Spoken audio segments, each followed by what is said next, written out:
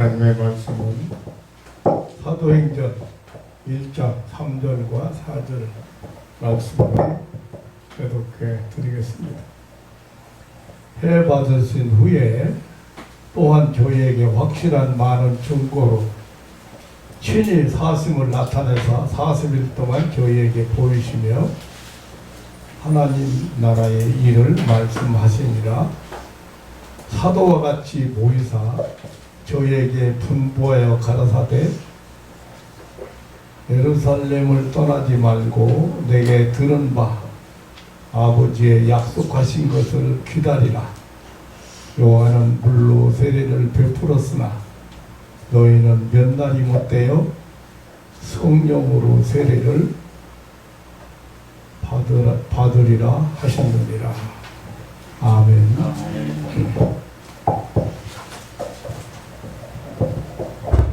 오늘은 한국 교회가 성령 강림 주일로 보내는 주일입니다. 예수님께서 부활하시고 40일 동안 활동하시고 승천하셨습니다. 승천하신 후에 하늘로 승천하신 후에 10일 후에 약속하신 성령이 강림하셨습니다. 그래서 이제 오순절이라고도 하고 77절 혹은 장막절 또 맥주절 이렇게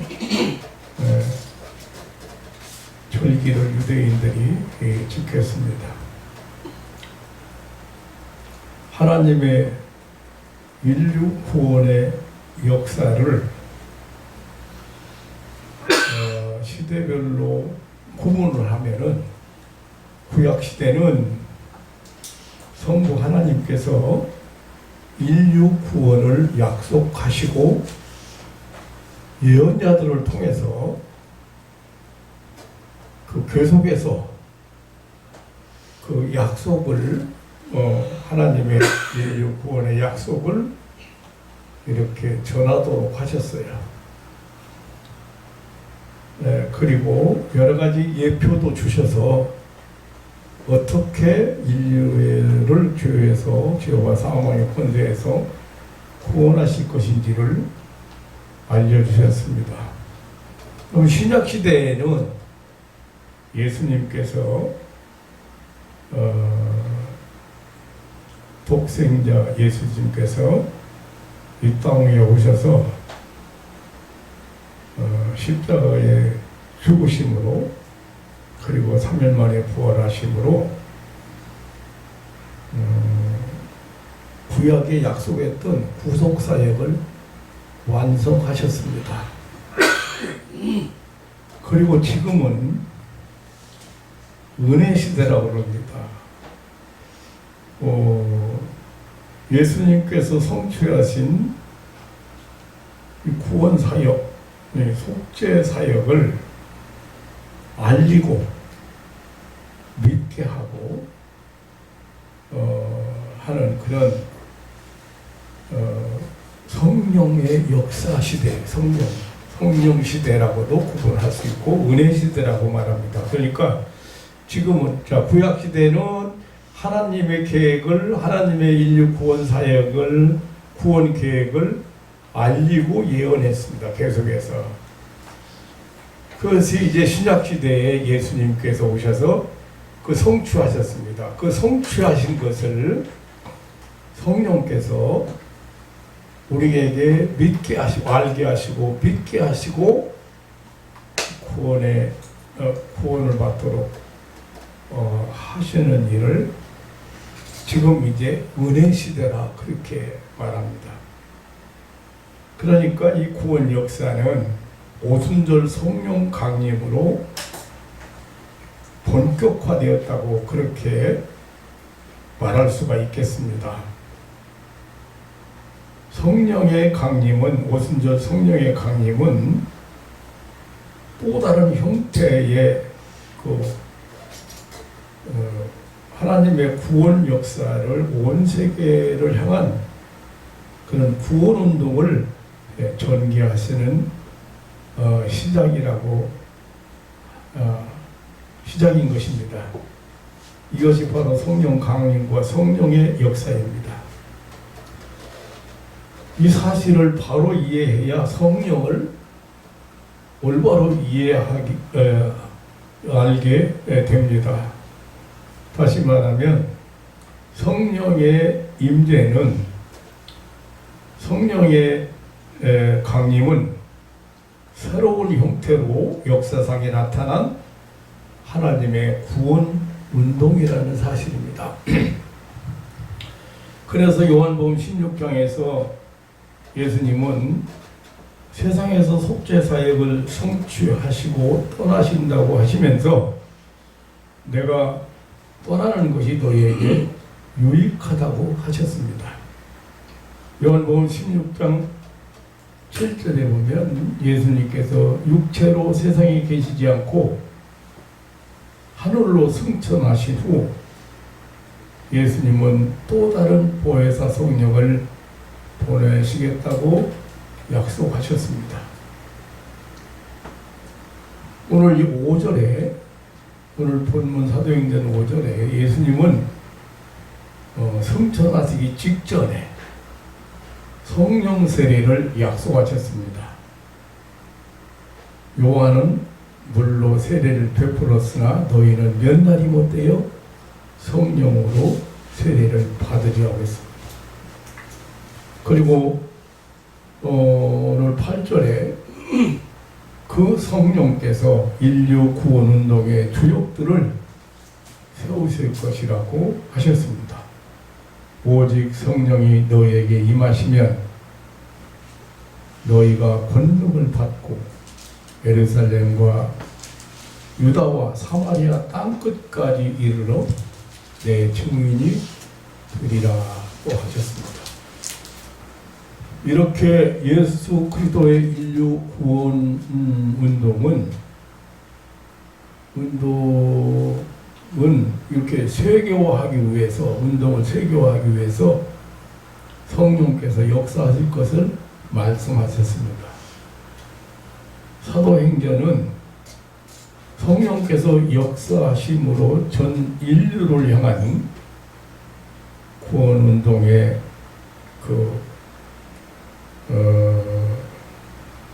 모습을 보여주고 있습니다. 그래서 사도행전을 성령행전이라고도 말합니다. 사도행전 2장 1절로 3절에 보면 오순절 성령 강림과 함께 예루살렘의 전혀 새로운 형태의 복음 운동, 구원 운동이 시작된 것을 볼 수가 있습니다. 그러니까 하나님의 구원 사역, 이 구원 사역이 세계를 향하여 불붙기 시작한 것입니다. 예수님께서 승천하신 후 열흘째 되던 날이었습니다. 그러니까 예수님께서 부활하신 지 50일째 되던 날이죠. 아까 말씀드렸지만은 그래서 이 날을 오순절이라, 혹은 오순절이 이제 펜테코스테, 원래 이 50이 레위기 23장 16절에서 유래된 말입니다. 77절, 맥주절, 수장절 뭐 이렇게 불러지기도 합니다. 근데 왜 그러냐면 애굽에서 해방 후에 50일 해방 기념일, 말하자면 해방 기념일이 왜 50일 일이 오순절이에요. 근데 77절이라고 하는 것은 안식일을 7번 지난 다음 날, 그래서 77, 49, 그리고 다음 날 50일째 되는 날이기 때문에 오순절이다, 그렇게도 하고, 또 보리 수확을 첫 수확을 하고 지킨 감사절이라 맥추 말하자면 추수 감사절이죠. 그리고 곡식을 거두어서 저장하고 지키는 절기이기 때문에 수장절이다. 그렇게도 불려지기도 했습니다. 신약에서 이날은 예수님께서 무덤에서 부활하신 후 40일간 세상에 계시고 승천하시고 그 후에 10일 만인 즉 50일 되던 날에 약속하신 성령의 강림 날입니다. 오늘 이제 한국 전 교회가 이제 이 성령 강림 주일로 보내거든요. 그런데 이 사도행전 2장에서 성령 강림 내용을 보면은 사람들이 알 수 있도록 그리고 사람들이 보고 느낄 수 있도록 성령께서 임재하신 것을 볼 수가 있습니다. 그래서 지금도 잘못 이해를 해서 그리고 잘못 오해를 해서 성령을 체험한다든지 성령의 임재를 이 오순절 성령 강림 그 현상처럼 일어나야 되는 것으로 잘못 알고 있는 사람들이 있어요. 지금 이 순간에 이곳에 임재하신 거에 대해서 여러분이 아무도 몰라요. 네, 말씀을 통해서 성령께서 어떻게 역사하시는지 여러분 아무도 몰라요. 저는 목회할 때도 경험을 했지만 저 지방에 있는 할머니가 은혜 받고 내려가서 한번 오시라고 해서 내가 거기를 내려갔어요. 그런데 내가 내려가기 전에 동네 사람들에게 모두 훌륭한 목사님 오신다고 며칠날 오시니까 우리 집으로 모여달라고 해가지고 한 20몇 명이 30명 가까이가 모였어요. 안방으로 건너방으로 그 넓은 뭐라고 합니까 거실로 이게 쭉 다 모였어요. 동네 사람들이 다 모였어요. 그래서 말씀을 전하기 시작했습니다. 그런데 한참 말씀을 전하는 순간에 방에 있던 아주머니가 울면서 둥글고 성령의 역사가 일어나기 시작했어요. 방언이 터지고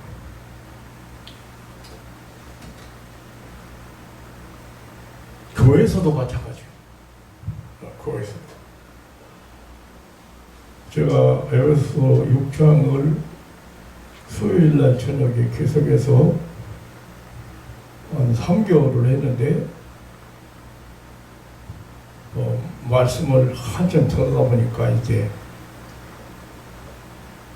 맨 뒤에서 한 사람이 떼글떼글 둥글었어요. 고함 지르면서.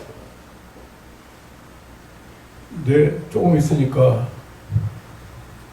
저쪽 교육관에서 있던 학생 중에 또 둥글었어요. 연락이 왔어요.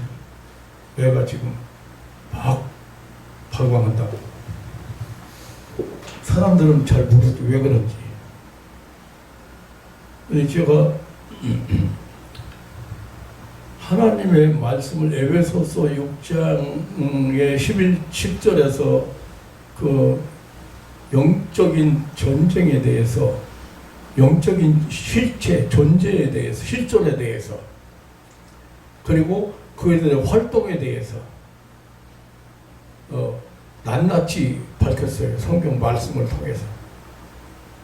그런데 이제 성령 역사하시면서 마귀들이 정체가 이제 귀신들이 정체가 드러나죠. 오순절 성령의 역사의 현장처럼 현재도 일어나야 성령이 임재한 것이다, 성령이 강림한 것이다, 아니에요. 그렇게 하지 않습니다. 오늘 지난번에 성령에 대해서 제가 말씀을 드렸는데 좀 길게 드렸는데 욕심을 좀 부려가지고 그랬는데 오늘 말씀을 통해서 더욱더 여러분들이 성령에 대해서 확실한 이해를 가졌으면 해요.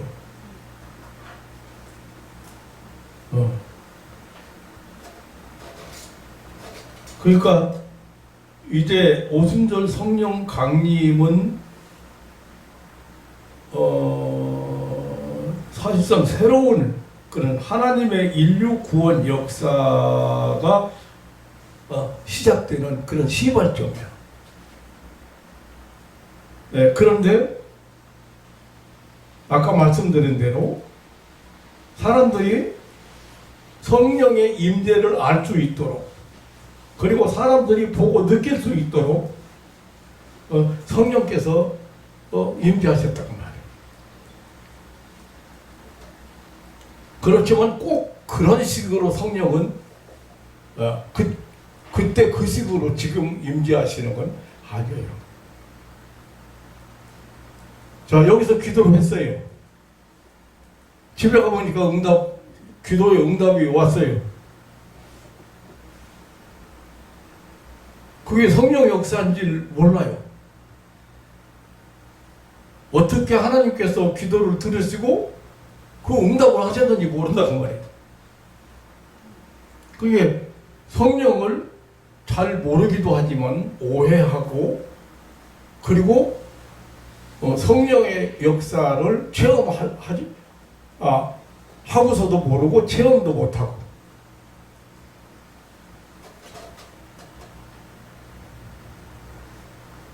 자, 오늘 사도행전 2장 1절로 4절에 보면 예수님께서 약속하셨잖아요.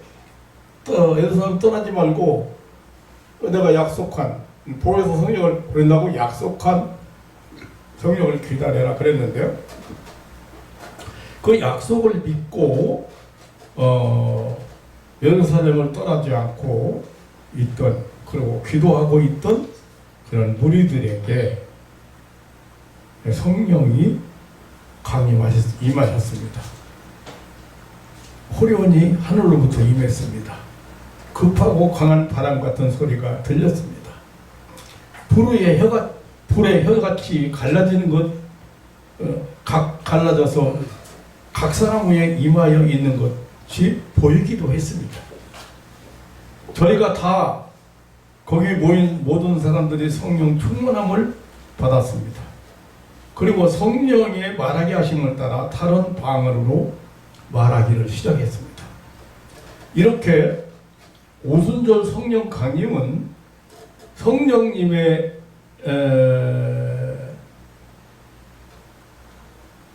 그 임재 현장은 임재 현장은 사람들의 귀가, 눈이, 입이 실제로 보고 듣고 보고 말하는 표적과 함께 임하셨습니다. 이 오순절 최초 성령 임재처럼 지금도 역사하시지는 물론 않습니다. 지금도 그런 경험을 꼭 해야만 성령이 임재하신 건 아닙니다. 그 초대교회의 최초의 성령께서 임하신 목적은 사도행전 2장 11절에 보면 하나님의 큰 일을 말하기 위함이었습니다. 그 하나님의 큰 일이란, 그것은 예수님의 바로 복음이죠. 말하자면 하나님의 인류 구원 소식이지요. 그러니까 예수님의 대속의 십자가와 부활 사건 얘기지요. 이것을 통해서 하나님이 인류를 구원하신다는, 구원 성취하셨다는 그 소식을 알리기 위해서 성령은 이것을 알리고 전하고 믿게 해서 구원 얻게 하기 위하여 임하신 것입니다.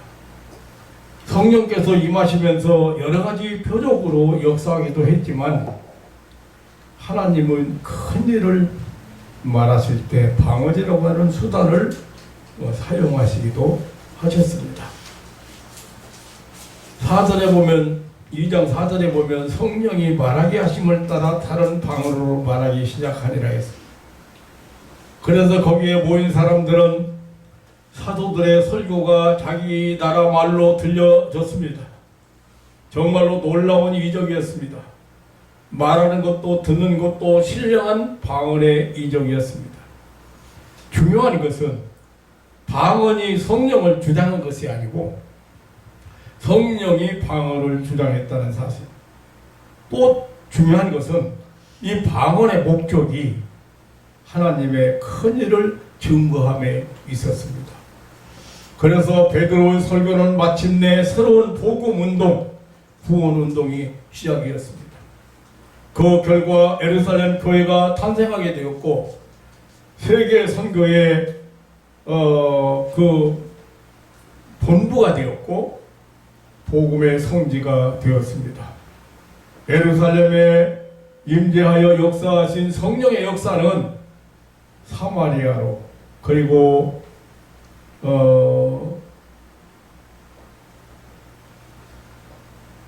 예루살렘에서 사마리아로 그리고 안디옥으로 에베소로 로마로 이렇게 세계를 향하여 퍼져가기 시작했습니다. 사도행전 8장에 보면 이제 사마리아에서의 성령의 역사를 보게 됩니다. 아까 말씀드린 대로 사도행전을 성령행전이라고 하는데 이제 성령이 임재하신 후부터 역사가 일어나기 시작했고 교회가 이제 세워지기 시작하고 그래서 8장 14절로 17절에 보면 예루살렘 교회가 그 핍박을 받고 여러 가지 어려움을 당할 때 많은 성도들이 흩어져서 사마리아로 갔습니다. 그런데 이 일로 인해서 사마리아에도 복음이 전파되었습니다. 사도행전 8장 4절로 8절에 보면은 성령께서는 빌립으로 하여금 집사지요. 이 빌립 집사로 하여금 사마리아의 복음 전도에 불을 붙이게 했습니다. 여러 가지 표적과 기적도 행하게 하셨습니다. 많은 사람에게 붙었던 더러운 귀인들이 크게 소리지며 나가고 많은 중풍병자와 안진병자가 일어났습니다. 여기에 예루살렘에 있던 베드로와 요한도 이 사마리아의 복음이 사마리아에도 복음이 전해진다는 소식을 듣고 합세하게 되었습니다. 사마리아의 빌립의 전도 소식을 듣고 예루살렘 교회는 그 교회의 기둥인 사도 베드로와 요한을 사마리아로 파송한 것입니다. 그래서 8장 15절에 사도행전 8장 15절에 베드로와 요한은 빌립이 전도지인 사마리아 성에 도착한 즉시 빌립의 전도를 받고 세례를 받은 사람들을 위해서 또 성령의 은사를 체험하도록 기도했습니다. 이 사마리아라고 하는 여기 복음이 절대 들어갈 수 없는 지역이고 이 사람들에게 복음을 전한다는 상상도 안 되는 그런 지역이었어요. 그러니까 일찍부터 그 우상숭배의 대명사격으로 불리운 성읍입니다. 그리고 북쪽 이스라엘의 멸망 후에는 이방인과 혼혈이 이루어져서 유대인들은 같은 동족이면서도 사마리아인들을 이방인과 다름없는 사람들로 취급을 하고 상종을 하지 않았습니다. 그런데도 예루살렘 교회가 사마리아에 두 사도를 파송한 것은 예수 그리스도의 복음이 각종 인간적 장벽을 넘어 온 세계에 전파될 것임을 예고해주고 있는 것입니다. 사도행전 8장 16절에 보면 사마리아 사람들이 빌립의 전도회에서 예수를 믿고 세례를 받았는데 아직 성령을 체험하지 못했다고 했습니다. 이 말은 성령의 역사로 예수를 믿고 신앙을 고백했지만 성령의 은사들은 체험하지 못했다는 것입니다. 그래서 베드로와 요한은 하나님께 성령을 부어주실 것을 기도하는 것입니다. 그래서 8장 17절에 두 사도가 안수함에 성령을 받았다고 했습니다. 다시 말하면 안수하니까 성령의 은사를 체험했다는 말이죠. 이 안수는 교회 일꾼을 임명할 때 사도행전 6장 6절에 보면 그 교회 내 역할 분담을 위해서 7 집사를 선택했잖아요. 그때에 선택해서 세울 때 기도하고 안수해서 세운 것을 볼 수가 있고요. 또 병 고칠 때 안수했어요. 마가복음 8장 23절에 보면 예수님께서 소경을 고치실 때, 그리고 누가복음 13장 13절에 보면 귀신 들려서 18년 동안 앓으면서 고발된 사람, 이런 사람을 예수님께서 안수했다.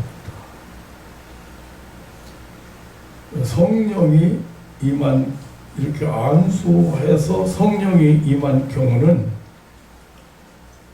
사도행전 9장 10절에 보면 아나니아가 사울에게 안수한 내용이 있고요. 또 사도행전 19장 6절에 보면 사도 바울이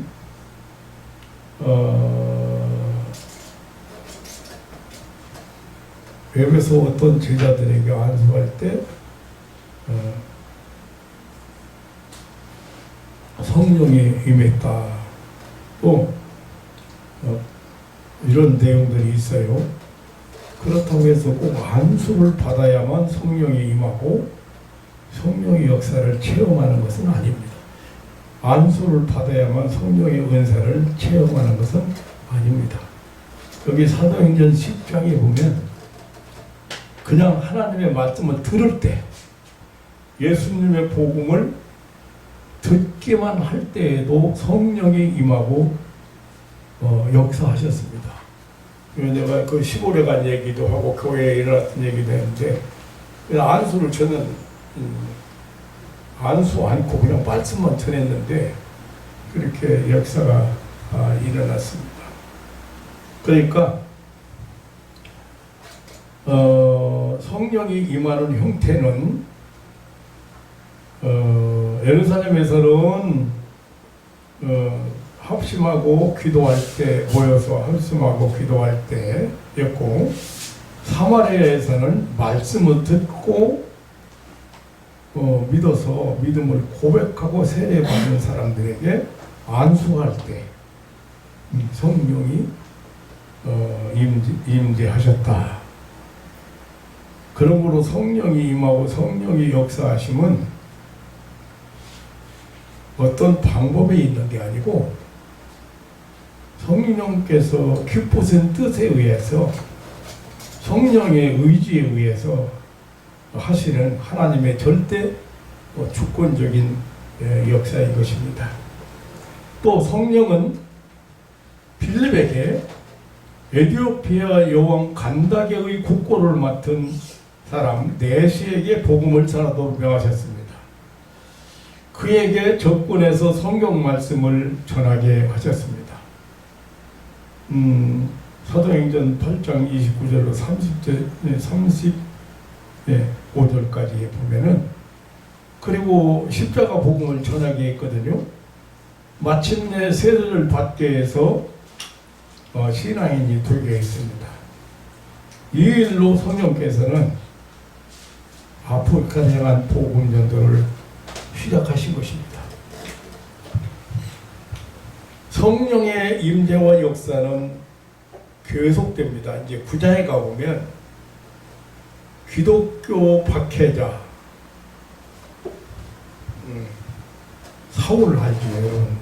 바울이 되기 전에 사울인데 그 바울을 회개케 하시고 그로 하여금 예수의 이름을 이방인과 임금들과 이스라엘 자손들에게 전할 준비를 시켰습니다. 성령은 이렇게 또 세계를 향한 전도를 시작하셨습니다. 그리고 성령은 유대인이요 예루살렘에 사도했던 베드로로 하여금 이방을 향한 복음 전도의 문을 열도록 역사하셨습니다. 사도행전 10장에서 아주 특별한 사건 하나를 소개하고 있습니다. 그 지중해 해변가에 있는 욥바라고 하는 도시가 있는데 그 도시에 피장이 시몬의 집에 머물고 있던 베드로에게 내 귀를 메어 땅에 들이운 보자기 환상을 보여주었습니다. 그 보자기 속에는 먹을 수 없는 각색 부정한 것들이 들어있었습니다. 그런데 그것을 잡아먹으라. 이 환상을 3번이나 계속 반복해서 보여주었습니다. 베드로가 이 환상 때문에 고민하고 있을 때 마침 가이사라의 로마의 장교 고넬료가 환상을 보고 베드로를 청하러 보낸 사람을 만나게 되었습니다. 그래서 베드로는 이방인 장교 고넬료 가정에 가게 되고 거기서 복음을 전하게 되었습니다. 그때 말씀을 듣던 중 성령 듣는 사람들 가운데 성령께서 역사하셔서 모두 은혜를 받고 신앙인이 되었다는 내용을 거기 10장 사도행전 10장 44절로 41절에서 48절에 소개하고 있습니다. 그러니까 사도행전 10장 24절에 보면 베드로와 함께 온 할례 받은 신자들이 이방인들에게도 성령을 부어주심을 인하여 놀랐다고 했습니다. 사마리아에 임하신 성령의 역사는 예루살렘에 임하셨던 성령의 역사와는 그 목적은 같았지만은 그 형태나 그 대상은 다른 사람들이었습니다. 그 대상은 로마 장교 고넬료 그리고 그 가족 또 가까운 친구들이었습니다. 그는 이방인이면서 온 집으로 더불어 하나님을 섬기고 백성들을 구제하고 하나님께 정한 시간에 항상 기도하는 사람이었습니다. 어느 날 기도 시간 제9시에 제9시 그러면 오후 3시에 지금으로 말하면 기도 시간에 기도하는 중에 호련히 나타난 하나님의 천사를 만나 하나님의 뜻을 듣게 되었습니다. 지금 사람을 욥바에 보내어 베드로라 하는 시몬을 청하라고 했습니다.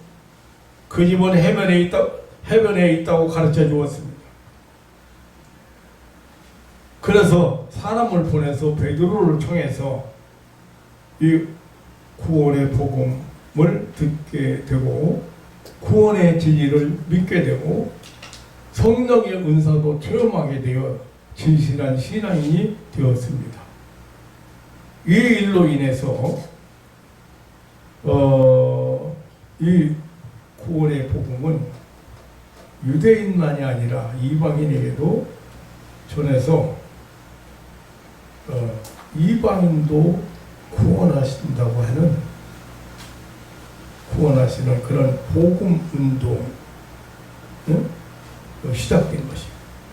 성령께서 역사하심으로 이 사건으로 예수 그리스도의 십자가 복음은 이 구원의 복음은 유대인에게나 헬라인에게나 지식인에게나 무식한 사람에게 차별이 없음을 나타내고 있습니다. 성령이 이방인에게 임하였다는 이 실로 놀라운 사실이죠. 그때 당시에 상상도 할 수 없는 일이죠. 그리고 예루살렘에서는 성령께서 임하시고 역사하실 때 모든 무리가 힘써서 기도하던 중이었어요. 그런데 여기 사마리아에서는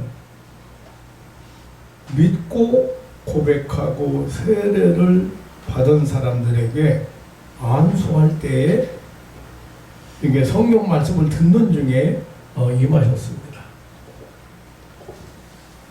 10장 44절에 베드로가 말할 때에 성령이 말씀 듣는 모든 사람에게 내려오시니라고 했습니다. 고넬료가 보낸 심부름꾼을 따라서 이방인의 집 고넬료 집에 와보니 고넬료의 가족과 친구들이 모여 기다리고 있었습니다. 하나님의 섭리를 깨달은 베드로는 지체하지 아니하고 이 십자가 구원의 복음을 전했습니다. 예수님께서 죄인을 구원하기 위하여 오시고 십자가에 죽으시고 부활하신 사실을 증거했습니다. 베드로는 자신이 예수님의 그 십자가의 죽음과 다시 사신 부활의 증인이라고 하면서 그 예수님 사건을 소개한 거거든요. 믿는 자는 죄사함을 받고 영생을 얻는다고 설교를 했습니다. 그 10장 34절로 44절에 보면 고넬료 집에서의 말씀 전한 설교 내용이 나오죠. 베드로가 이 복음을 증거할 때 성령이 말씀 듣는 모든 사람에게 임했다고 했습니다. 말씀을 듣는 모든 사람에게 성령이 임했다는 말은 성령이 말씀을 듣는 모든 사람에게 역사했다는 말씀입니다. 우리 유 목사님이 요 며칠 동안 환자를 몇 명을 이렇게 만나고 해결받았다. 특별히 우울증 환자를 만나고 그랬다는데 사람의 어떤 능력이나 방법이 아니고 말씀을 통해서 하나님을 소개하고 성령께서 역사하시는 순간이라는 사실을 반드시 기억하시기를 바랍니다. 그래야 어떤 환자도 기도할 수 있는 믿음이 생기고 그 순간에 성령이 역사하신다는 사실을 기억해야 됩니다. 성령은 지난번에도 말씀드렸듯이 성령이 지금 역사하셨는데 이방인에게도 말씀을 전해서 이방인을 구원하시는 성령의 역사가 일어났는데 성령의 역사가 어떤 역사가? 성령은 첫째로 거듭나게 하시는 거예요. 그러니까 중생케 하시는 성령과 말씀으로 새로운 탄생, 새로 지음받는 사실을 성령께서 하는 거예요. 이런 역사가 일어났다 그 말이에요. 성령의 역사가 일어났다고 말하는. 그러니까 요한복음 5장 24절에 보면 그리고 고린도후서 5장 17절에 보면 혈통으로나 육정으로나 사람의 뜻으로 된 것이 아니고 오직 하나님께로서 새로 출생된 그런 초자연적인 역사, 곧 이것을 성령의 역사라. 그리고 회개하고 비켜하셨다는 거예요. 오늘 우리 찬송 불렀어요. 성령이여 강림하사 깨닫고 회개하게 해달라고 하는데 이게 굉장히 중요한 일이거든요. 내가 지금 죽는 일을 하고 있는지 내가 망하는 일을 하고 있는지 모르고 산다고 말이에요. 성령께서 밝히 그거를 깨닫게 하시고 그 깨달은 것을 회개케 하시고 하나님의 뜻을 따라 가게 하시는 일을 하시는 거예요. 그거를 위해서 경건훈련이 필요한 거예요. 기도 생활이라든가 독경 생활이라든가 찬송 생활이라든가. 그러니까 성령이 역사하셨다. 그게 무슨 말이에요? 거듭나게 하셨다는 뜻도 있지만 회개하고 믿게 하셨다는 뜻이에요. 그러니까 성령은 자기 죄를 깨닫게 하고 자복하고 돌이키게 하시고 예수를 믿게 하시는 일을 하시는 것입니다. 회개와 믿음은 중생의 결과로 오는 것입니다. 요한복음 16장 8절로 9절로 보면 성령이 오시면 죄에 대하여 의에 대하여 심판에 대하여 알게 하신다고 했습니다. 그러니까 성령께서만 무엇이 죄인가를 알게 하시고 믿지 않는 것이 죄인가를 하나님이 은혜를 베푸신다는데 그거를 거부하는 것이죠. 그리고 마귀가 심판받은 거에 대해서 마귀가 이제 그 역할이 끝난 거에 대해서 심판에 대해서 의에 대해서 죄 사함 받은 거에 대해서 죄 사함 받았으면 어떤 사람이에요? 죄인이요 의인이에요? 이정희 집사님 죄인이요 의인이요? 맨날 죄 지면서 네, 마귀가 그렇게 공격한다고 말이에요. 맨날 실수하고 뭐 화내고 뭐 아니면 뭐 거짓말도 하고 뭐 욕심 부리고 그런 게 죄인이야 마땅한데 성경은 그게 아니고 장난 죽을 죄인이고 사망 아래 있는데 그 죄값을 다 치렀으니까 너는 지금부터 의인이라고 하는 거야. 죄에 대해서 의에 대해서 심판해. 그 알게 하시는 분이 바로 성령. 성령의 역사라고 말이에요. 그러니까 중생은 성령의 내적 역사고 나도 모르게 새 생명을 부어주신 거니까. 그리고 회개와 믿음은 우리 외적으로 나타나는 어떤 반응이라고 볼 수가 있는 거죠. 그러므로 고린도전서 12장 3절에 성령으로 아니하고는 누구든지 예수를 주시라 할 수 없느니라 했어요. 이렇게 구원에 이르는 신앙 고백은 성령의 역사의 결과예요. 또 성령의 내주하심을 의미합니다. 성령 받았다, 성령이 역사했다. 그럼 주님을 마음에 모셨다는 말씀입니다. 요한복음 14장 16절에 내가 아버지께 구하겠으니 그가 또 다른 보혜사를 너희에게 주사 영원토록 너희와 함께 있게 하신다고 주님께서 말씀하셨습니다. 육체로 오신 주님은 우리와 함께 할 수가 없어요. 그런데 영으로 오신 보혜사 성령께서는 우리와 함께 하시는데 우리가 모시고 살아야 되는데 마음에 모시고 살아야 되는데 찾아오셨는데 그분에게 모든 것을 맡기고 내어 맡기고 살아야 되는데 성령은 요한복음 14장 17절에 진리의 영이라고 했어요. 영. 또 요한복음 15장 26절에 하나님의 영이라고 했어요. 그리스도의 영이라고 했어요. 16장 요한복음 16장 7절에 보면 영이라고 말해요. 그러니까 이 성령께서는 지금 우리 믿는 자의 마음에 거하시는 거예요. 마음속에 거하시는 거예요. 영이기 때문에 뿐만 아니라 성령이 역사하시면 하나님의 자녀가 되었다는 확신을 갖게 됩니다. 로마서 8장 16절에 성령이 친히 우리의 영으로 더불어 우리가 하나님의 자녀인 것을 증거하신다고 했습니다. 그러므로 하나님을 아버지라 부르게 된다고 했습니다. 그리고 구원의 확신을 갖게도 하십니다.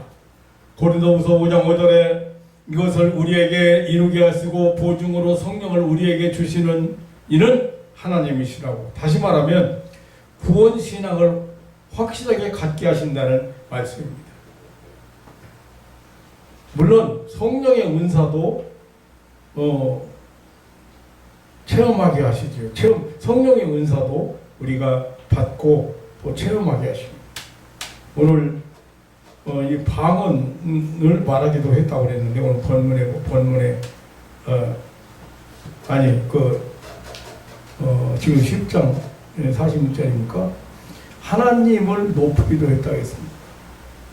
고넬료 가족과 친구들은 성령의 은사를 체험하고 방언을 말하고 하나님을 찬양했습니다.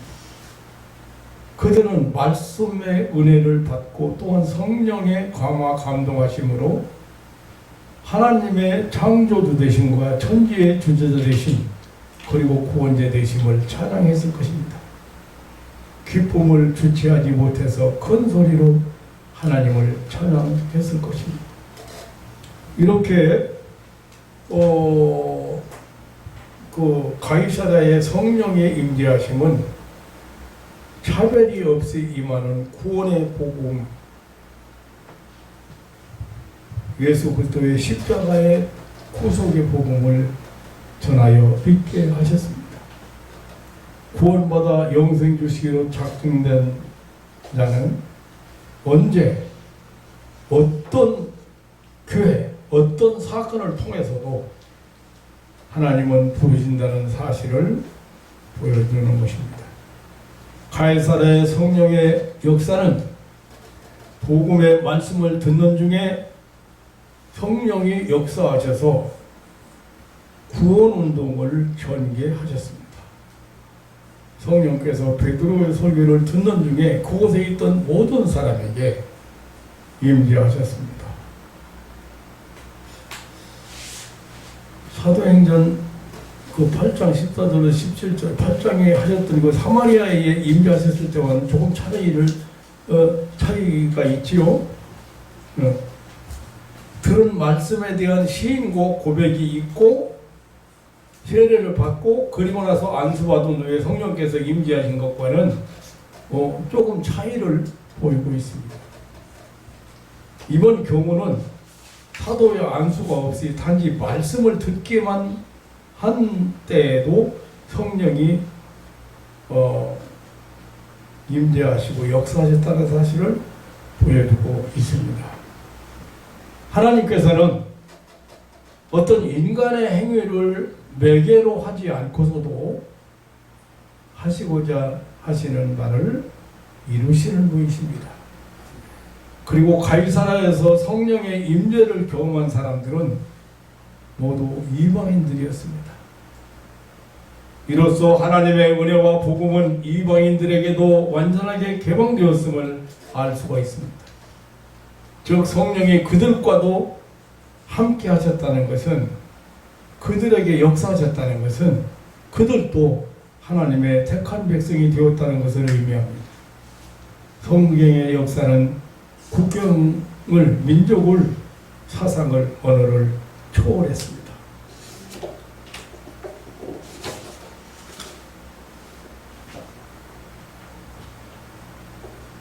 아마 제 생각으로는 로마의 복음을 전하기 위한 하나님의 전초 작업이 아니었나. 이 고넬료와 그 가족과 그 친구들은 로마 사람들이거든요. 이 성령의 역사를 통한 하나님의 구원 운동은 사도행전 1장 8절에서 말씀처럼 예루살렘과 유다와 사마리아와 땅끝까지 증인이 되라는 말씀처럼 세계를 향하여 계속 확장되어 왔습니다. 이제 11장에 보면 마침내 당시 국제 도시였던 안디옥에 복음 전도의 기지를 세우게 되었습니다. 예루살렘에서 핍박과 환난 때문에 피난을 온 그리스도인들에 의해서 세워진 교회가 안디옥 교회입니다. 근데 예루살렘 교회가 이 소식을 듣고 바나바를 파송하였고, 바나바는 바울을 초청해서 함께 사역해서 교회가 왕성해 갔다고 그 11장 22절 29절에 그렇게 표현하고 있습니다. 그리고 16장에서는 부흥 성장한 안디옥 교회에 바나바와 바울을 선교사로 파송해서 고라파로 향하는 선교를 시작하게 되었습니다. 마게도냐의 첫성 빌립보는 고라파 선교의 처음 선교지가 되었습니다. 그래서 역사가 토인비 교수는 바울을 싣고 가던 배는 고라파를 싣고 가던 배라고 했습니다. 예루살렘에서 안디옥을 거쳐 고라파에 도착한 복음 운동, 성령의 역사는 마침내 로마에 이르게 되었습니다. 300년 동안 예수를 배척하고 신자들에게 모진 핍박을 가하던 로마는 결국 복음으로 정복되고 세계 선교의 중심지가 되었습니다. 다시 이 성령의 복음 운동은 중세기 독일에서 부흥을 일으켰고 그 후에 영국에서 꽃을 피웠습니다. 그 복음이 대영 제국을 탄생시킨 것입니다. 다시 복음은 대서양을 건너가 아메리카 합중국 유나이티드 스테이트 미국 그 합중국을 탄생시켰고 오늘의 세계 경제를 좌우하는 경제 대국으로 성장시켰습니다. 그리고 복음이 한국으로 건너와서 놀라운 부흥운동을 일으켰고 이제 마지막 선교 코스를 달려야 될 그런 사명을 받은 한국교회가 된 것입니다. 사랑하는 성도 여러분, 이 세계 역사는 하나님의 인류 구속 역사입니다. 이 구속 역사는 성자 예수님의 대속의 십자가와 부활과 승천에 의해서 완성되었고 이 사실을 전 세계에 전파하여 믿고 구원에 이르게 하는 데는 성령께서 행하시는 역사, 복음 운동이라는 사실입니다. 성령은 하나님의 구속 역사와 세계 복음 전도 운동을 수행하시는 중재자요 활력인 것입니다. 하나님의 구원 운동은 바로 이 성령의 임재로 성령의 역사로 나타나고 있습니다. 성령께서 우리를 거듭나게 하십니다. 그래서 하나님 나라를 포기하고 하나님 나라를 체험하게 하십니다. 성령이 우리 죄를 자백하게 하고 예수 그리스도를 주라 시인하고 고백하게 하십니다. 성령으로 아니하고는 누구든지 예수를 주라 시인할 수 없다고 했습니다. 성령이 친히 우리 영으로 더불어 우리가 자녀인 것을 증거합니다. 성령이 역시 하나님 앞으로 인도를 하고 하나님을 아버지라 부르짖게 하고 성령이 우리에게 천국이 있음을 확증했습니다. 확증해 주십니다. 성령은 우리에게 권능을 주십니다. 성령은 세상 끝까지 우리와 함께 하십니다. 성령은 모든 시대, 모든 나라, 모든 민족, 모든 족속들에게 공통적으로 역사하시는 오직 한 분, 하나님의 영이십니다. 오직 예수 그리스도를 믿어 구원받게 하시는 하나님의 영이십니다. 전 인류에게 구원의 복음, 예수의 복음을 전하시려고 임하신 하나님의 영이십니다. 사랑하는 성도 여러분, 오늘 성령 강림 주일을 우리는 보냅니다. 그래서 우리는 최초로 성령 강림했던 저 예루살렘